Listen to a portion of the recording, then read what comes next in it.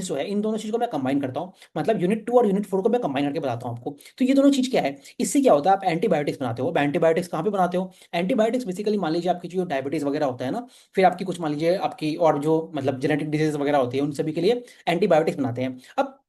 Antibiotics किस तरह से हो सकता है, तो इनके जो पूरे प्रोडक्ट्स है ना, मतलब जो दवाइयाँ हैं, वो मान लीजिए आपका टैबलेट के फॉर्म में होगा, इंजेक्टेबल्स के फॉर्म में होगा, मतलब ये जो आपकी सिरिंज वगैरह होती है उस तरह के फॉर्म में होगा, फिर आपकी सिरप्स वगैरह होती है उसके फॉर्म में होता है। तो आप अलग अलग चीज़ें यहाँ पे देख सकते हो। अब मैं बात करता हूँ आपसे इनका ये एक और सेगमेंट है, ऑन्कोलॉजी वाला सेगमेंट है। अब ऑन्कोलॉजी सेगमेंट क्या है, ये बेसिकली आपके कैंसर की जो केयर होती है उसके लिए काम करता है। अब ऑन्कोलॉजी अगर आप देखोगे ना, अगर आपने वो सारे बिजनेस को ट्रैक किया, हॉस्पिटल सेक्टर अगर आप देखते हो, नारायणा हीरोदयालय हो गया, या फिर अगर आप यथार्थ को देखते हो, तो आप पाओगे कि वहां पे आप देखते हो कि जो आपकी डिफिकल्ट मेडिसिन होती है, तो वहां पे आपको मार्जिन ज्यादा मिलते हैं। तो अगर आप उस पॉइंट को यहाँ पे कनेक्ट करोगे, तो आप यहाँ पे पाओगे